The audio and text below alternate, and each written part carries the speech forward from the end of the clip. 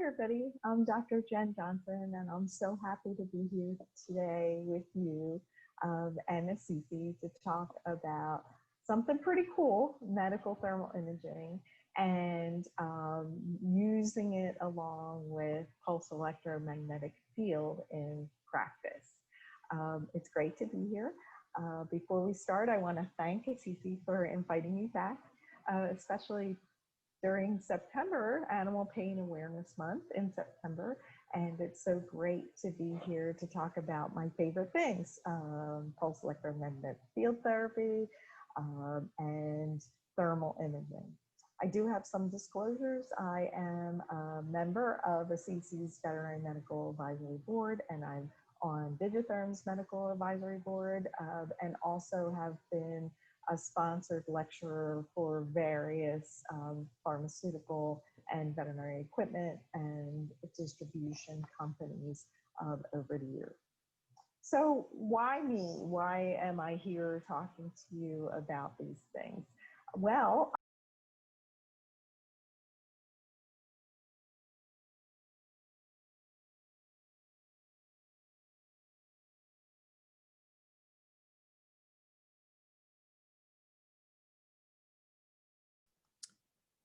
Hey, Dr. Johnson, you seem to have gone silent for the past 20 seconds.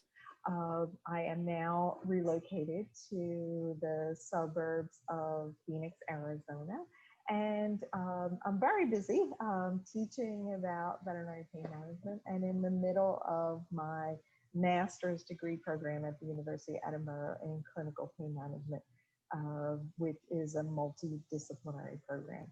I am current president of the International Veterinary Academy of Pain Management, and I am a certified veterinary pain practitioner.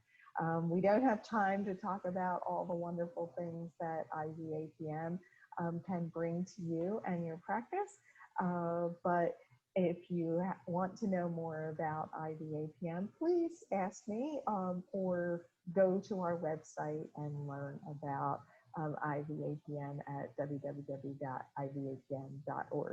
I'm done with the plug now. But why am I here? I'm here because VetMed has a problem, and this is the problem. What we're seeing is some videos that I pulled off of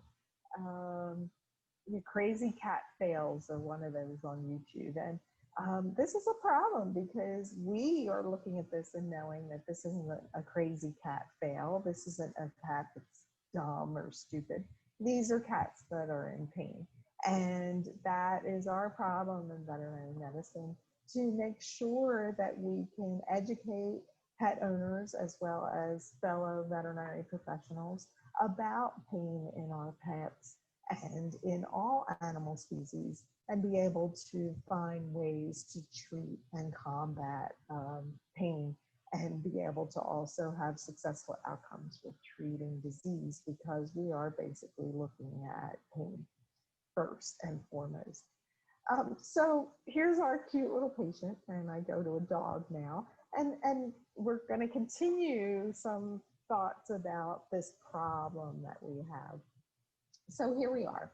Our little cute little puppy is telling us that he hurts. The problem is that he hurts.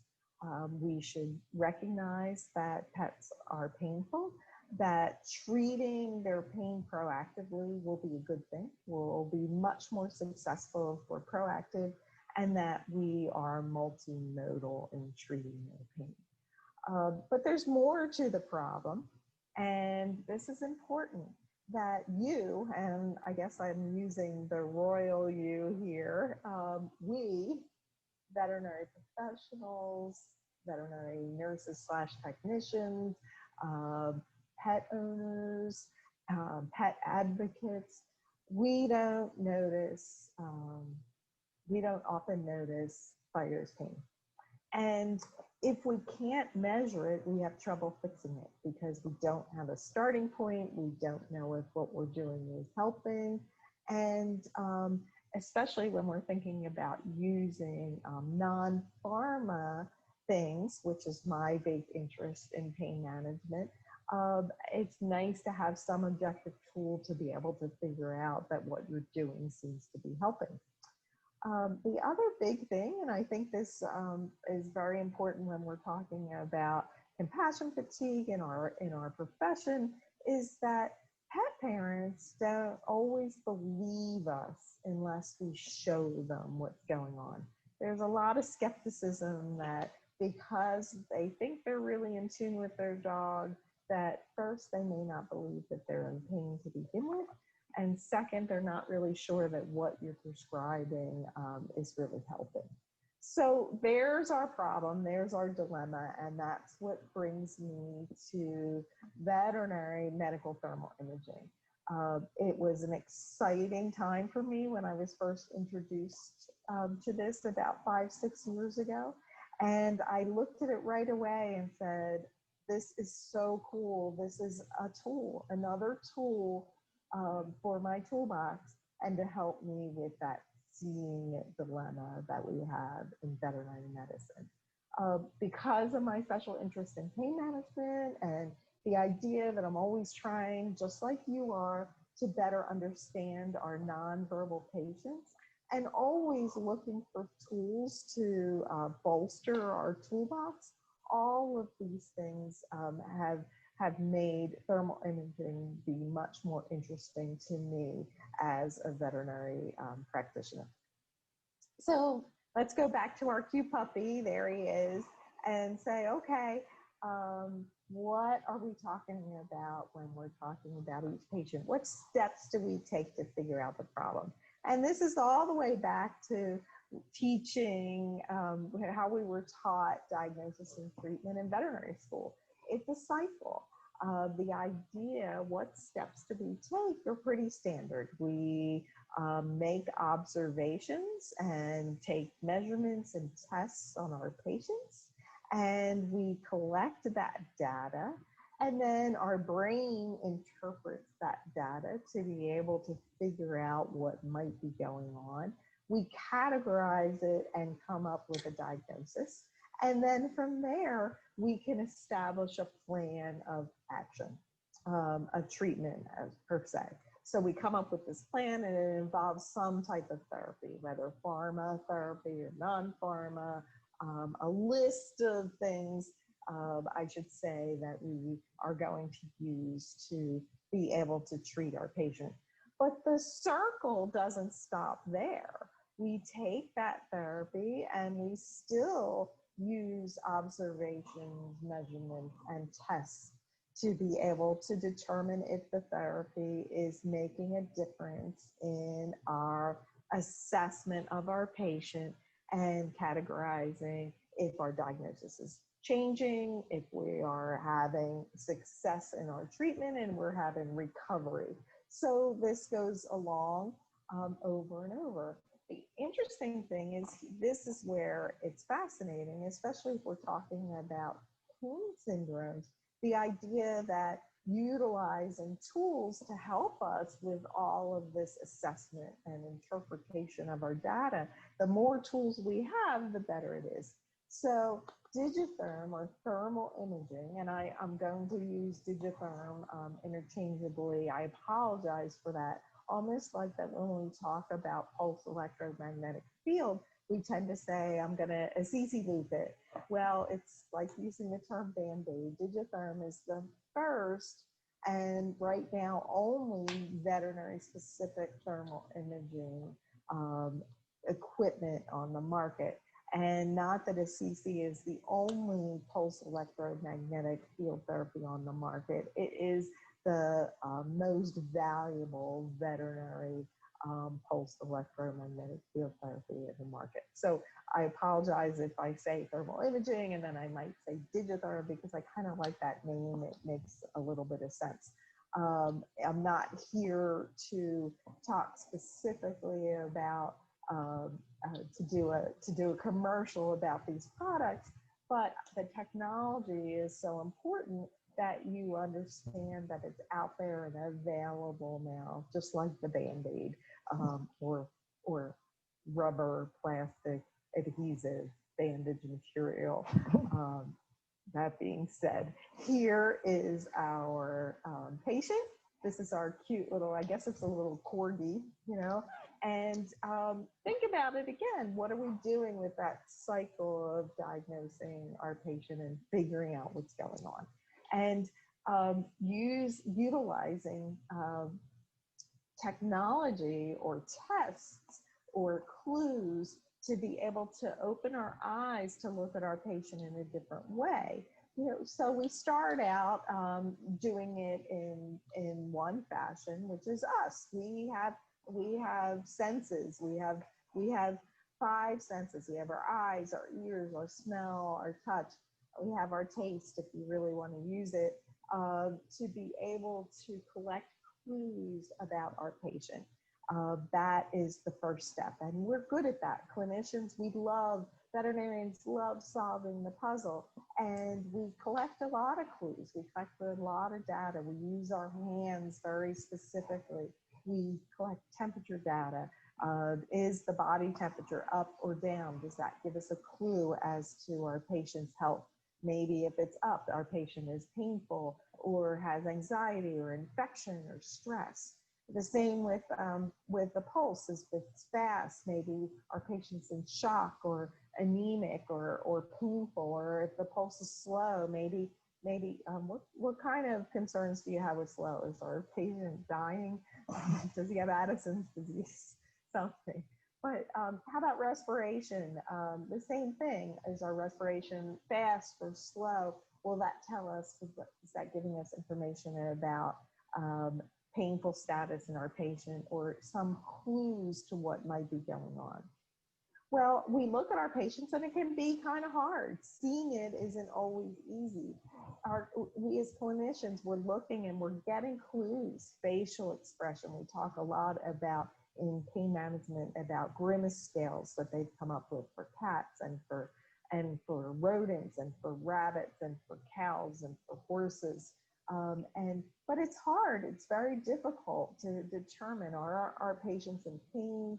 Where are they in pain? And how can I better examine them to be able to pinpoint that diagnosis? Where can I figure it out? How can my clues that I'm collecting lead me to something that I can treat? And we do a lot of things as well. We're doing great. And people who are in the audience today who are rehabilitation trained, we know that we look a lot at posture and transitions and watching our patient move, getting our hands on them and feeling muscle symmetry or asymmetry, feeling for any effusions or bone buttressing or range of motion. I mean, look at this patient. I mean, we can tell how hunched this patient is and the angle of the hock. How about the hunched back here and here? We know that we need to look closer because we're collecting these clues for sure. So we'll move on. So we look traditionally, we use our hands, we use our eyes, we really do a thorough examination. But then we go further. We're collecting more clues. We're solving that see it dilemma and maybe looking at our patient two-dimensionally with radiographs, or even three-dimensionally with a CAT scan or an MRI or ultrasound. But what are the problems with these types of clues that we're collecting? Well, I can tell you that with radiographs, there's a significant problem because looking at these three radiographs, this significant elbow osteoarthritis, this end stage stifle bony changes, late stage osteoarthritis, and this young dog with subluxated hips and not huge arthritic changes at this point. What we get these anatomical clues that some kind of disease process is going on, but radiographic evidence really doesn't correspond to the amount of pain that our patient may be feeling. So it can give us an anatomical clue, but not necessarily a clue as to what's going on this moment in this patient that we need to treat. So that's a dilemma there. The idea that we can look thermally as well with digital or medical thermal imaging gives us physiological variance in our patients. So this is just a cute face picture of a pit bull terrier, and we can look at this and visualize thermally physiological variances in surface body temperature that are happening right now, which is pretty darn cool to add it to all the other clues that we're collecting and be able to create a picture of our patient's overall health. So going back a little bit, you might be asking, well, why do we really need to see it to fix it? You saw in the beginning, I said that was a dilemma with our patients, that we need to we can't fix something if we can't measure it. And you have to realize that any decision making that we make, any stepwise decision making that we make for treatment of our patient, for starting treatment, for going through treatment, for stopping treatment, is relying on over and over assessment and reassessment of our patient. So we need to have a very clear understanding of cause and effect to be able to be successful as a clinician, to be able to be successful to manage our patient's disease or pain process, whether it be chronic or acute or post-surgical or perioperative. We need to be able to have assessment continually in the process. So I love to show these two pictures because this is kind of that representation of why medical thermal imaging seems to be a wonderful tool for veterinarians, because they're a great illustration of a supposedly healthy patient, where our examination without thermal imaging would have been recorded as normal. This dog came to the practice for an annual wellness examination with no problems noted at all. The dog was one of those that just plopped on the floor. As you can see in this picture, we did not get this dog symmetrical. We can't see what's going on in the left fore at all compared to that right fore. He's kind of plopped there. He's in pretty good focus, which is great. But the whole idea is that this dog was just a lug. It just flopped on the floor, no issues. The owner didn't report any issues. The dog is a typical dog that comes into the veterinary practice completely stoic, doesn't really set off any warning bells in the clinician's mind that there's a problem. And they happen to have a thermal imaging unit and said, hey, let's just take some images because somebody's there showing it to us, and let's take some images of this dog plopped on the floor. So let's look at this image first. And when I look at this image and what I know about thermal imaging, and I'll explain it to you, is that in this particular color scheme that's up here, the white and red, which is what's down here, this thermogram, this is the hottest area in the image, and the coldest area goes all the way down to black. So what we're really looking for is one of these sides doesn't look like the other. Now, when I look here, I see this redder or yellow and red area coming down the shoulder, and this big red area below the elbow. But I can't really compare this to the other side because I can't see the arm. So we stand the dog up, kind of like taking 2 view radiographs, right? And we just lift the neck, and we take an image of the front half of the dog. This is an image of the anterior shoulders. And look at that. Does the right side look like the left side? No. I would call this thermal asymmetry, that we have increased temperature in the right shoulder compared to the left. This tells me that I need to look further. So you're going to ask, well, really, what does that mean? Does it tell us a diagnosis? Does it do anything? Thermal imaging is pretty simple. There's some science behind it. The science behind it, and these are people images just to show you, because I think it's kind of easier to see in a erect human, that physiological normal patients, meaning human beings or animals or a living being, will be thermally symmetrical within each contralateral anatomical area. So what does that mean? It means that we have, living beings have what's called thermal symmetry, meaning that the blood flow creates that the right side, if you're normal physiologically, should be even blood flow to the left, which means that our temperatures should be even if we look at contralateral anatomical areas. So if you see on this patient, I can't really compare the groin area, which is generally hotter, to the tips of the fingers, but I certainly can compare the left hand to the right hand, because that is where symmetry or asymmetry lies.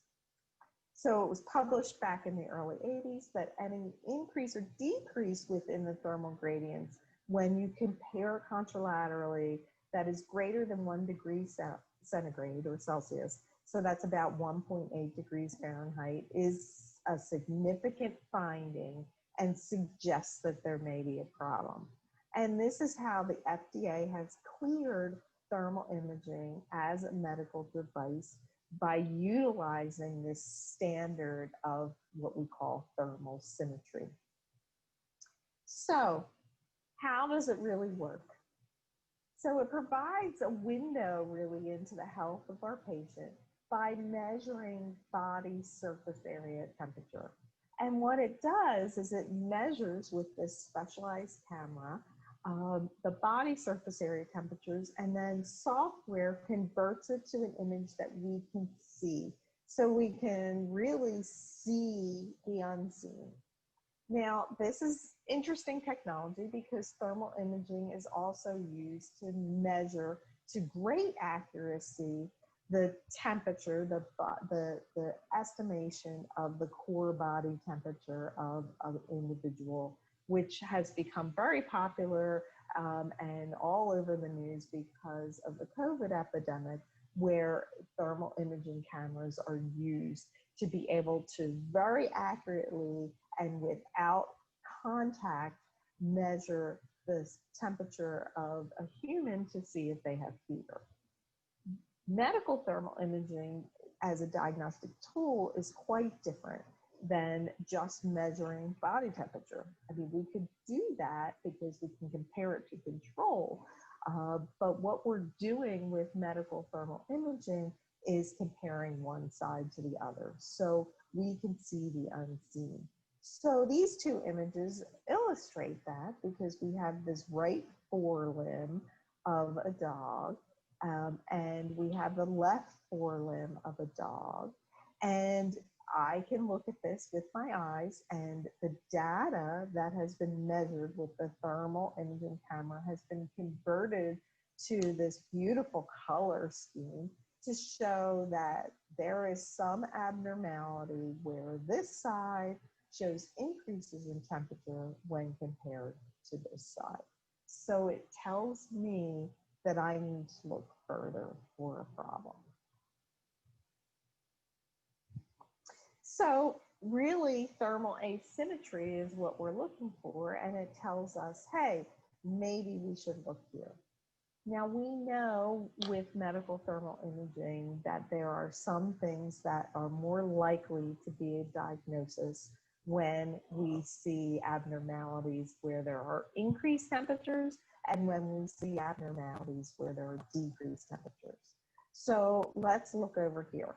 This is a dog looking at its back end. So here's his tail, and here's his left hind quadriceps area, and here's his right hind thigh quadriceps area. And I would say that this is hyperthermic or increased temperatures compared to this side. Most common reasons for hyperthermia are inflammation, infection, malignancy, increased blood flow, compensatory muscle strain. These are all typical reasons to see hyperthermia. Do I know which one it is? No, but I know that there is an abnormality and it tells me to look here. On this horse, we can see this side is certainly hypothermic or lower, decreased temperatures compared to the right hind. So what do decreased temperatures tell us? Vasoconstriction, a neurologic irritation, an infarct, or atrophy of the muscles causing a decreased temperature, surface body temperature reading that tells us something deeper is going on below. Pretty cool stuff. So don't have a lot of time. We're already buzzing through so quickly. You're going to ask me, where's the evidence? Why haven't I heard about this before? Why is this so new? Well, there's a really long history of research and good science regarding medical thermal imaging, and especially veterinary specific medical thermography, medical thermal imaging. Really, in the 80s, they did tons of research in the equine world, validating thermal imaging as a really good tool for the evaluation of musculoskeletal conditions in horses. That went on for a few decades, and by 2001, there had been many publications establishing that the technology was very practical to clinical and radiographical examinations in the assessment of lameness in horses, using it as a tool to go along with all your other tools. So from the last decade, it has gone crazy. Tons of publications giving us a window into the physiology of a patient, helping us to better diagnose and manage diseases across a wide range of species that we see in veterinary medicine. Remembering that's a great screening tool, very, very sensitive to an abnormality, not specific at all. When I see thermal asymmetry, it doesn't tell me a diagnosis. It's not specific to a disease. It does not determine the etiology of the disease, but so sensitive to get my attention, to get me to look there. And it opens up that path to help me, hey, see it, right? And then more and more publications, and they're getting better and better. So the one I really like is the one that was in Journal of Feline Medicine and Surgery, specifically looking at cats and saying that by utilizing thermal imaging with physical exam and owner assessment tools, all of them together are much more successful than using just one thing at a time. Looking at the stifle and cruciate ligament and being able to tell in dogs with intervertebral disc disease that they had a herniated disc and actually where it was, to really good accuracy. And most recently looking at syringomyelia in the Cavalier King Charles Spaniel, which showed over 70% success rate in identifying Cavaliers that were proven to have syringomyelia on MRI. So the nice thing is the equipment has really improved. So since the 80s when it was started, they were using industrial cameras, and now we have thermographic imaging equipment that is calibrated for a living being and much more detailed information than these industrial cameras or the handheld thing that your HVAC guy brings to see if there's heat escaping from your attic. Much more detailed and much better diagnostic tool than certainly decades ago. So how do we use this? There's three basic concepts for using medical thermal imaging in veterinary practice. One is screening the healthy. Being apparently healthy, I put healthy in quotes, screening the apparently healthy, evaluating somebody that's sick that comes in, helping to come to a conclusion as to what the problem is. And then the third way is we're monitoring, figuring out that what we've decided to do is working or not working. So, screening the healthy. How do we see the unseen? How do we see what we've been missing? It's accurate, it's very efficient, and very, very cost effective to look at what we think are healthy patients that might be coming in for an annual visit to find out if there's something wrong. Hey, this dog, looking at this dog, maybe we should take another look at the right hip. Maybe we should do some radiographs, Mrs. Jones. Look at this hock. Maybe we should take a look compared to the other hock. We have increased thermal gradients. What about this horse where we have the left much more increase in thermal gradient and temperature than the right? You know, the idea that we can utilize this for healthy to pick up things that we may not have been able to find. And how about being more comprehensive? So you have an animal that comes in that's sick. Looking for the problem has always been sometimes a challenge for veterinarians. A lot of us enjoy that challenge, but being able to find the problem and pinpoint the area of concern, visualize all the involved tissues. Here's this patient where we have this discrete area, secondary areas of increased thermal gradient, some decreased thermal gradient or cold over here, and then create this picture for the owner, and where the owner can see here that, hey, radiographs are a good idea, and look what we found, spondylosis, degenerative in the thoracic spine. So seeing it is really helpful, and we'll take multiple images. Here's an example of the multiple images that we can include in a comprehensive evaluation of our patient. Where will it lead us to help guide us to further diagnostic? Where should we see, where should we focus our attention in this patient? And when I look at these, the left lateral, the right lateral, we have definite asymmetry here. When I look at the dorsal, the left side is certainly shows increased temperatures compared to the right. And when we look down at the dorsal of the hips, we have a really increased area of decreased temperatures, I should say, decreased temperatures. But I always say, one of these sides, this is how I teach my technicians, one of these sides doesn't look like the other. Again, in the front, the same thing, and looking in the back, the same thing. And here is a stance looking at the footprints of this patient and being able to see how they're weight bearing by just taking a picture of their footprints and evaluating their asymmetry in their standing weight bearing. Here's another patient that we're trying to diagnose, and no, I can't tell you exactly what's wrong with this patient, but this is going to help me. This is going to collect clues to show that we have some increased temperature in this left shoulder when compared to the right, and in the left groin compared to the right. That whole pelvic region, like the iliopsoas, when we did the examination with our hands on this dog, it became apparent that there might be psoas pain, and we confirmed it with this thermal imaging. And the idea that we had some hypothermia along the cervical area here as well.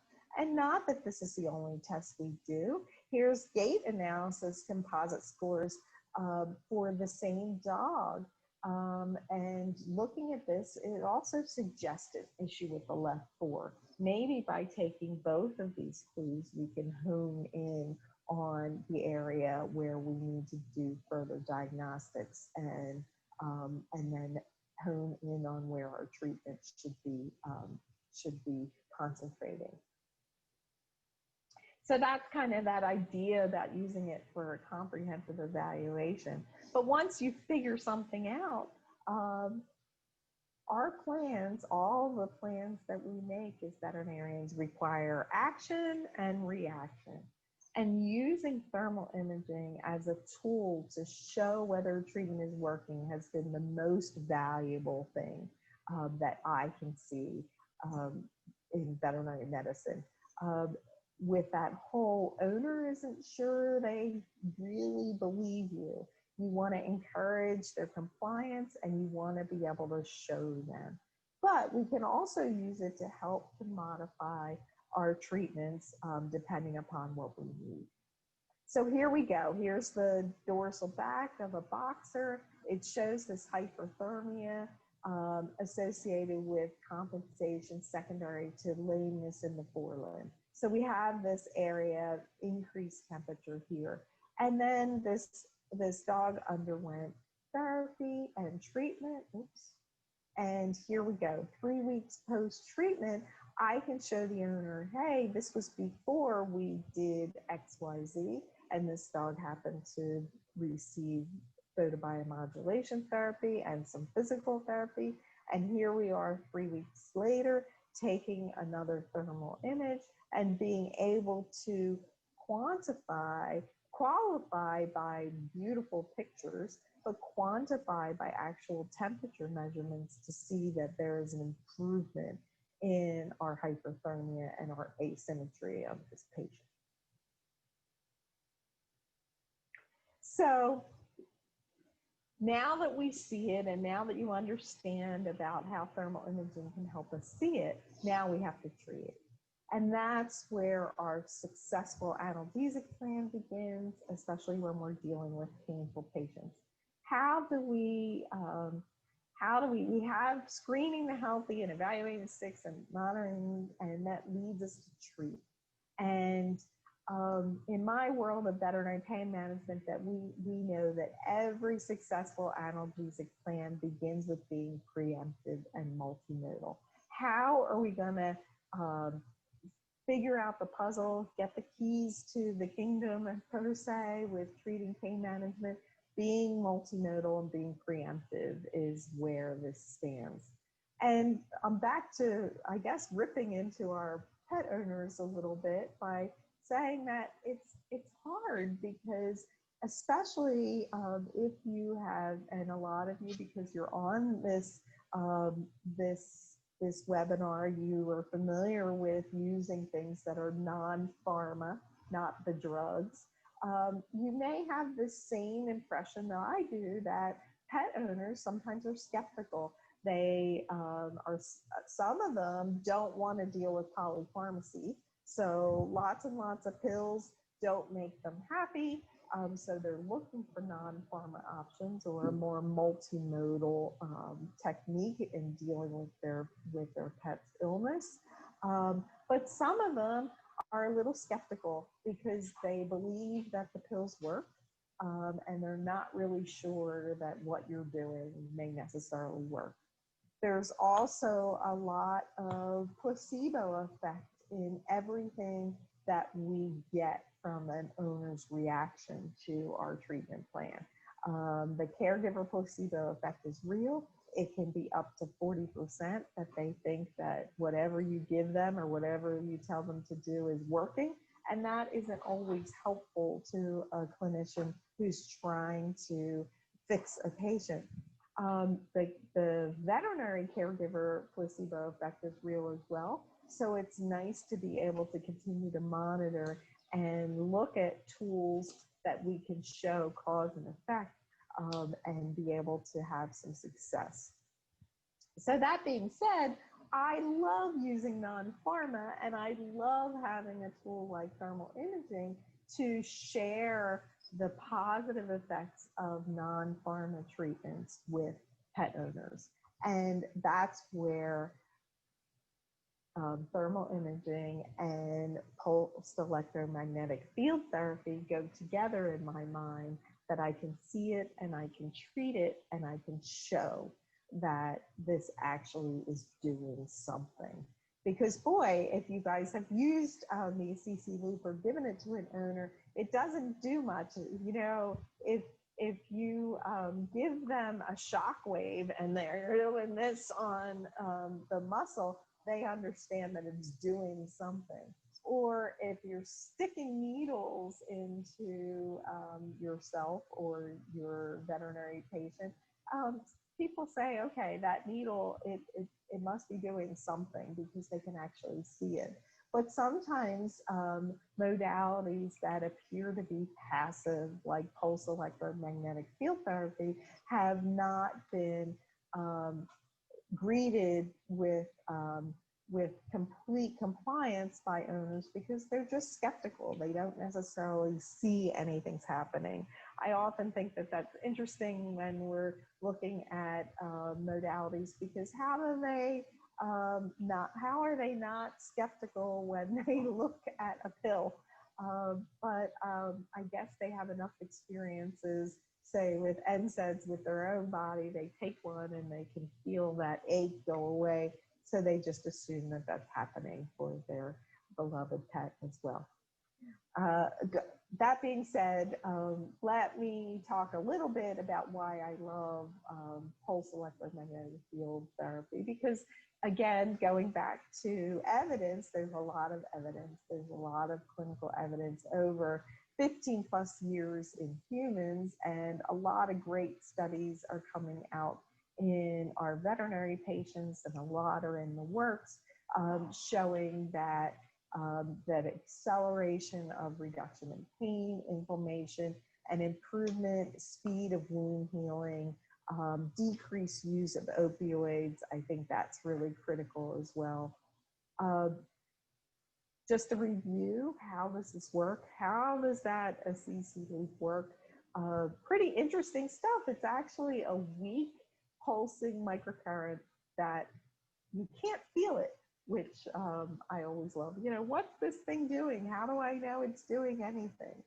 Well, the nice thing about targeted pulse electromagnetic field is we know that pulsing microcurrents have effects at a cellular level, but targeted are even much more specific effects. So using the CC loop, which is a targeted pulse electromagnetic field device, targets the calcium calmodulin binding, which causes increase in that nitric oxide synthase, which amplifies all these bursts of unbound nitric oxide. And we love nitric oxide in the pain management world because nitric oxide is a wonderful thing. We call it the great messenger. It increases cyclic AMP and GMP production, causes release of cytokines and growth factors, and increase in cell tissue repair, vasodilation, all of these great things that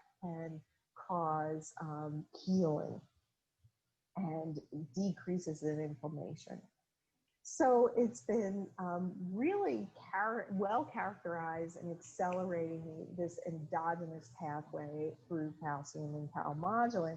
Interesting, the response to treatment and with a targeted pulse electromagnetic field therapy device is only observed in injured tissues, which is why these devices don't themselves cause bone growth or tissue regeneration outside of the context of injured tissue, which I think is really important to know when we talk about how we use it and why there really isn't a contraindication to adding this to your multimodal analgesia protocols. So a lot of good research.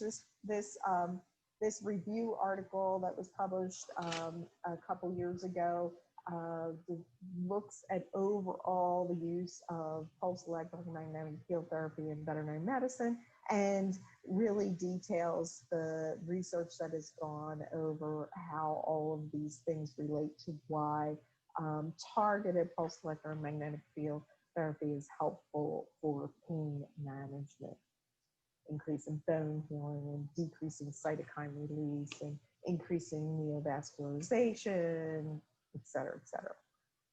So big benefit to using pulse electromagnetic field therapy, that it's very easy to use. It doesn't emit anything that you can feel, so it doesn't cause a lot of stress to your patient. It's very passive. I love this new little image of the dog getting treated and the cat in the household cuddling up as well. I think it's great. It just shows that this is something that makes them feel better right away, because I know that my cat would never sit there unless it was something that felt pretty awesome. Doesn't interfere with other treatments, so completely part of a multimodal analgesia program, and may help to reduce stressful oral medications, because that's another big problem in our patients. You can put it in a bandage or wrap. You can prescribe it for take-home use, because clients can do it. So again, a very, very beneficial pain management device with no known contraindications. I want to go back to the opioid sparing for a little bit and think about how the proof, a lot of the proof that we have with using pulse electromagnetic field therapy in human and veterinary patients deals with inflammatory markers and opioid reduction. So the idea that if we can utilize this for our hospitalized patients to spare opioids, post-surgical and acute pain for neurologic patients, musculoskeletal, it's a great idea to start this in the hospital, because the idea that you can add this Q4 hours to the multimodal protocol that you're already doing, your local analgesic, your alpha 2s, your CRIs, your NSAIDs, and continually pain assessing and using pulse electromagnetic field to modify your multimodal pharma as you go along, and then being able to send it home with your patient as you go. In fact, a CC came up with this great kind of flow chart to be able to help you determine how you would do this to be able to be opioid sparing as part of your post-surgical or acute pain patient in the hospital, and be able to make it part of your multimodal treatment. Lots of evidence for this. So this is in humans, looking at human tPEMF and seeing that visual analog scores were significantly lower in these patients that had surgery, breast augmentation surgery, and lower VAS, but also decreased use of narcotics. And in this case, using pulse electromagnetic field for tram flap, which is also breast surgery after his mastectomy, they didn't just look at opioid use and wound drainage, they also were able to measure a significant reduction in interleukin-1 data, which is great. The great canine studies that we have that just came out in the last couple of years, this one looking at dogs that had IVPD surgery and seeing that there was reduced incision-associated pain. They used, again, a measurement for spinal cord injury biomarker, which is GFAP, and they were able to see a significant decrease in GFAP over the animals that had PEMF compared to ones that didn't. Better placement and reducing the extent of the spinal cord injury over time with the patients that receive PEMF. And this one again in IVDD post-surgical patients, where they looked again at wounds, but they also looked at decrease in opioid use, almost 50% less frequently in PEMF treated group, boding well for multimodal analgesia. So last, we don't have a lot of time, so I want to just go through one case looking at Ditotherm or thermal imaging and osteoarthritis in the cat. That whole see it, treat it idea, and how we were able to use thermal imaging and be able to follow up. So here's the seeing it part. We have a domestic long hair female spayed, 13 years old, about 16 pounds, a little heavy. The patient came in for a senior wellness examination, but had a history of reduced activity, not really wanting to jump up and down as much. The examination didn't localize any sites of discomfort. I'm not surprised because a big fat old cat, it's hard to get them to really give us a clue, even if we're using all of our senses and really all of our spidey clinical veterinary senses that we're so good at.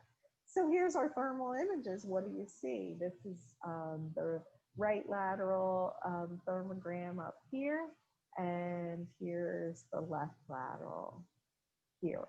So what we see is that in the right hind, we see increased thermal gradients in the soft tissue around the stifle and really over the sartorius, biceps femoris. In the left, we see directly over the stifle joint more intense, and the gradients show higher temperatures in the left, but a more discrete area than the right, as the right's radiated everywhere. What do you think about that? I think that there's asymmetry, so we need to look further.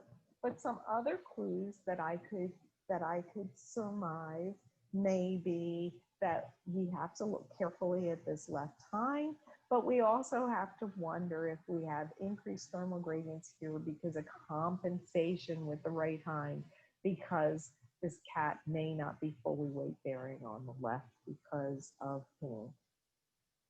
So the owner looks at those, and what do you think that they do? They say, yeah, doc, take some radiographs. I'm up for it. That showed us that there's some reason to look further. Following those clues, we take radiographs and we get radiographic diagnosis of early osteoarthritic changes in both stifles. Hips are pretty good, but we decide that based on the radiographs, discussion with the owner, the physical exam, we are going to treat this patient with weight loss and an CCD, targeted pulse electromagnetic field therapy, because the owner is going to be able to accomplish both of those things, and they're not going to be able to accomplish getting pills into this animal, even if it's a supplement. We talked about diet change, which was going to be a great idea, but any kind of pill was not going to be feasible in this patient. So here's our pulse electromagnetic field therapy. In this cat, I'm just showing you some examples of treating a cat. Not such a hard thing to do. This cool little option is really great too, because sticking them in the bag and letting them chill out there, maybe eat their dinner in the bag, is not a bad idea to be able to get therapy to the musculoskeletal region that we need to in this patient. So some really good see it, treat it images are afterwards. So we have this cat, and before we did pulse electromagnetic field, we were specific to take images again, utilizing our thermal imaging to see if there was asymmetry between, this is the right hind, and that's the foot, and this is the left hind, and this is the foot. So I think you can see that right here over the stifle, and then there's this area, this small area of increased temperature in this particular area. And if you notice, this is a pretty long-haired cat, so you'll see this variation where we see decreased temperature and increased temperature depending upon the hair coat.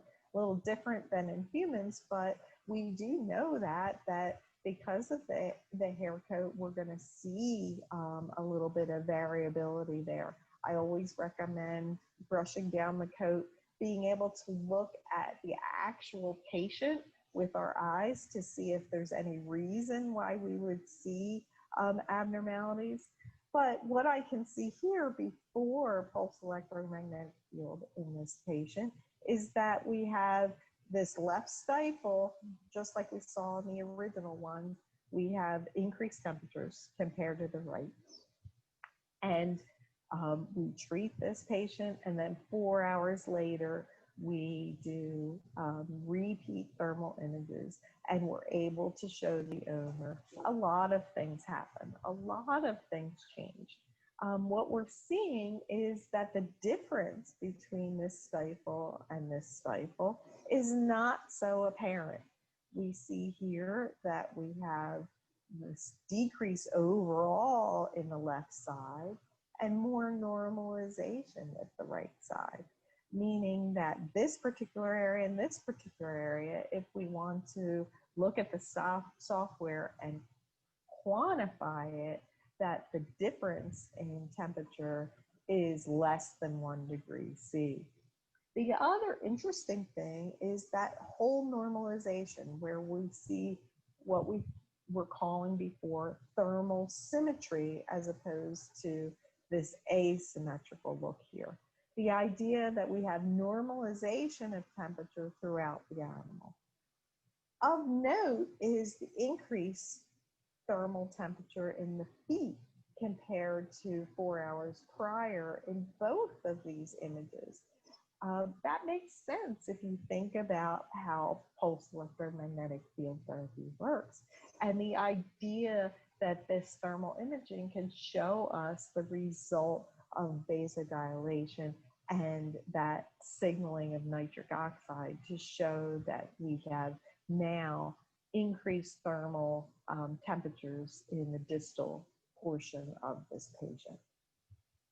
The whole idea that we're able to use thermal imaging to make a case for all these non-pharma options that we have, specifically in this case, pulse electromagnetic field, makes the most sense to me from a multimodal pain management perspective.